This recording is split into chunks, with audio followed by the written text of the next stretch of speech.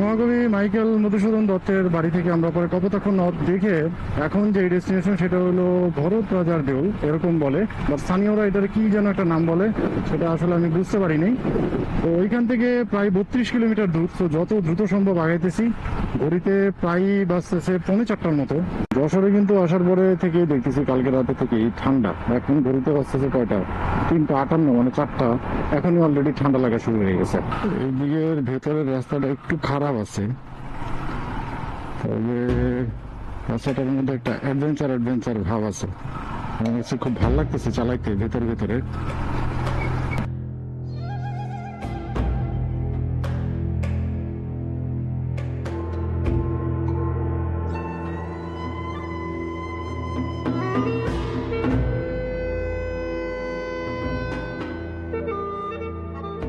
আমরা যেখানটাতে আসছি এটার নাম হলো ভরত ভায়না বৌদ্ধ মন্দির।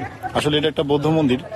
এটা বেশ কবে হয়েছে বা কি এখানে ডিটেল আছে আমি স্ক্রিনে দিয়ে দিতেছি, এত আসলে আপনাদেরকে বলতে পারতেছি না। বাট 1984-85 দিকে এটা আসলে খনন কাজ মোটামুটি শেষ করে এই একটা পর্যায়ে নিয়ে আসা হয়েছে। তো জায়গাটা অনেক সুন্দর, একটু হাইটা উইটা দেখি, বেশ উঁচু। তো একটু ঘুরে দেখি, বেশ অনেক বড় জায়গা নিয়ে সুন্দর, অনেক সুন্দর জায়গাটা। কিছুটা ওই বেহুলা লক্ষিন্দরের যে বাসর ঘর আছে ঠিক সেই টাইপের কিছুটা।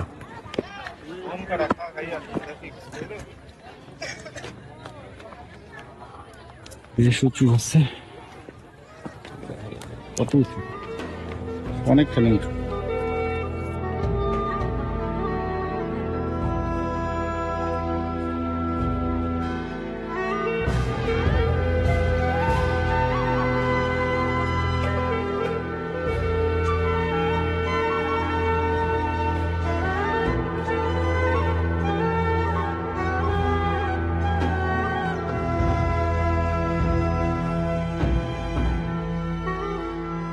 এদের সময় এখন মোটামুটি 4:20, একেবারে পরন্ত বিকেল। তো পরিবেশটা খুবই দারুণ লাগতেছে এখানে।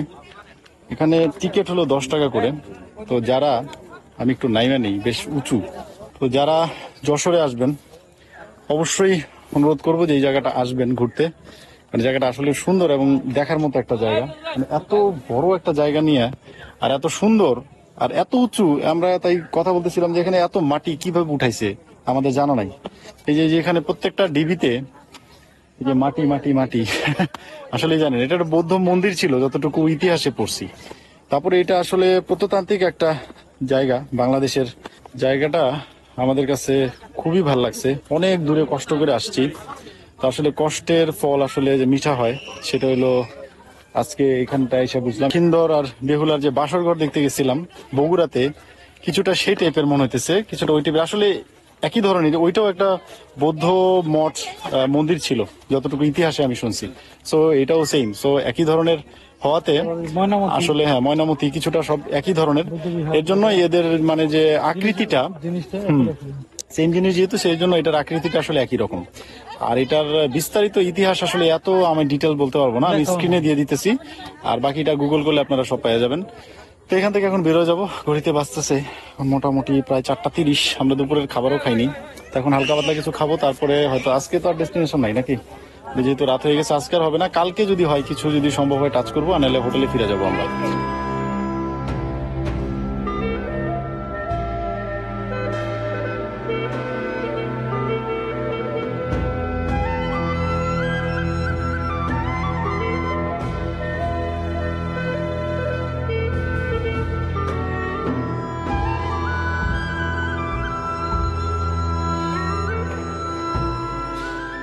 আর এই বিহারটা যদি আসতে চান, রবিবারে ফুল বন্ধ থাকে আর সোমবারে হাফ বন্ধ থাকে। সো এই 2টা দিন কনসিডারেশন রাইখে আপনাদেরকে আসতে হবে।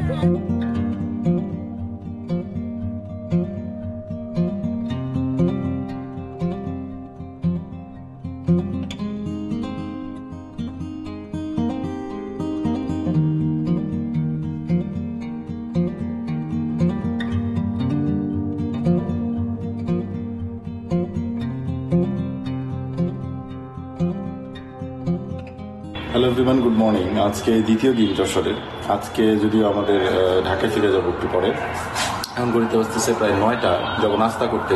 গতকালকে আসলে যে টেম্পলটায় গেলাম, টেম্পলটা থেকে বের হওয়ার পরে একটা মোটরসাইকেলে আসলে আমাদের একটু সমস্যা হয়েছে, পরে স্থানীয় গ্যারেজে সেটা কাজ করাতে বেশ অনেকটা সময় চলে গেছে আমাদের ওইখানটাতেই।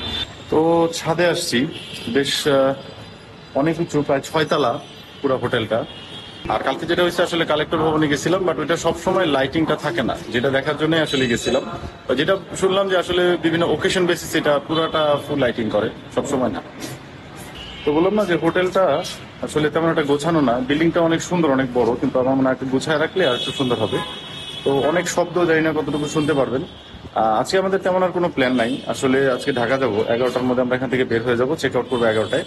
আমাদের সকালের মোটামুটি গোছগাছ শেষ। আর যেটা হয়েছে, প্রত্যেকটা ট্যুরে আসলেই দেখা যায় যে কারেন্ট থাকে না। ময়মনসিংহ গেছিলাম, ওখানেও কারণ, এখানেও সকাল 7টা থেকে কারেন্ট নাই, ঘড়িতে বাজতেছে প্রায় 10টা 34, সকাল থেকে কারেন্ট নাই। তো এখন বেরোয় যাবো, আর এখানে থাকার আর ইচ্ছা নেই।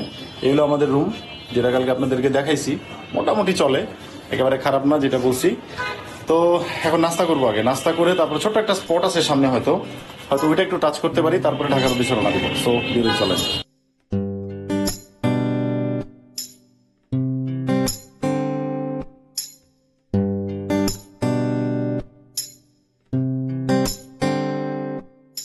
তো আমরা বেরিয়েছি, বেরোতে সময় মোটামুটি 11টা 54 বাজে, আরেকটু আগে বেরোনো হয়েছে। এই রাস্তাটা কিছুটা রাজশাহীতে যে ঘুরছিলাম না, ওই ধরনের রাখতেছিল, গাছগুলা খুব সুন্দর করে, মানে খুব সিস্টেমেটিক ওয়েতে সাজানো।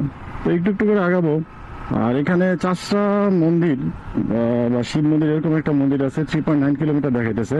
তো এইখানে একটু যাওয়ার ইচ্ছা আছে এখন, দেখি ডেস্টিনেশনে যাওয়া যায় কিনা, ঢুকতে দিবে কিনা ঠিক জানা নাই। অনেক সুন্দর আছে মন্দিরটা, ছোটখাটো একটা মন্দির, বাট খুব সুন্দর।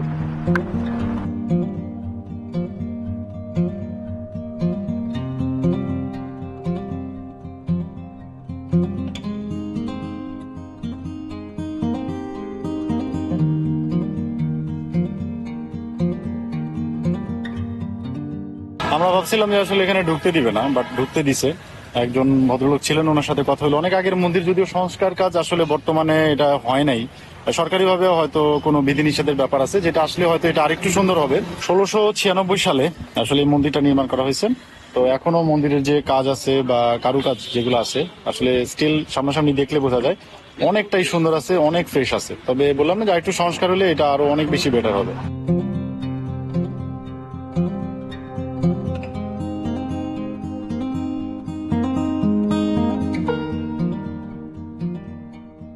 ভাঙা আর এখান থেকে বেশি একটা দূর না, তবে এই রাস্তাটা আমার কাছে বরাবরই ভাল লাগে না, কেন জানি, একেবারে খুবই সরু রাস্তা, আর রাস্তাও ভালো না। তবে সেদিন যে গেছি রাতে, এতটা টের পাইনি, রাস্তাটা ভালোই লাগছে। বাট এখন দিনের বেলায় এই রাস্তা বাইক চালাইতে খুবই বিরক্ত লাগে। এই ফ্লাইওভারটা, মানে যেটা এক্সপ্রেস হাইওয়েটা করছে, এটা দারুণ লাগতেছে, তাই না? এত স্মুথ, এত সুন্দর, খুবই ভালো লাগতেছে, তাই না? সত্যি কথা, এক কথায় একেবারে আজকের দিনের জন্য এটা আমি বেস্ট রাস্তা বলবো। জাস্ট ভিউটা দেখেন, মানে এক কথায় একেবারে বেস্ট। একেবারে এত উঁচু থেকে আসলে যখন নামতেছি, ভিউটা মনে হতেছে কি একেবারে প্লেন নিয়ে ল্যান্ড করতেছি। তো এবারে ট্যুরে যশোরে কয়েকটা জায়গা টাচ করছি, খারাপ লাগে নাই। তবে যশোরে একটা সমস্যা, যশোরে অনেক ডিস্টেন্স, একটা জায়গা থেকে আরেকটা জায়গার ডিস্টেন্স অনেক অনেক বেশি। তো দেখা যায় যে আসলে একদিনে আসলে পসিবল হয় না অনেকগুলো জায়গা টাচ করা।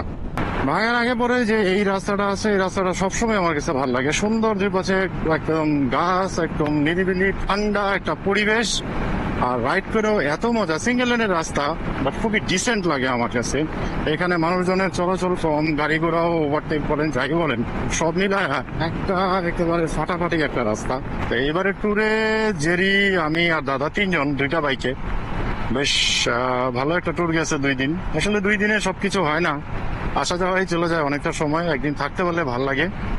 আর ওর বাইকটাও ভালো পারফরমেন্স দিছে, 125 সিসির বাইক হয়েও 2জনে পিলিয়নে চালাইতেছে জেরি, খুব সুন্দর মানে পারফরমেন্স, আর খুব চালাইতেছেও খুব সুন্দর। আসি ভাঙা মোড়ে, তো ব্লগটা এখানে শেষ করে দিতে যেতেছি, আর বেশি একটা বাড়াবো না। আশা করি পুরো ব্লগটা আপনারা দেখছেন। তো সবাই ভালো থাকেন, till then be safe, be healthy.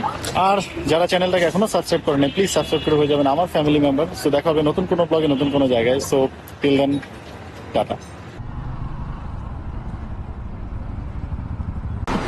একেবারে সত্যি কথা যেটা, একেবারে অস্থির সুন্দর।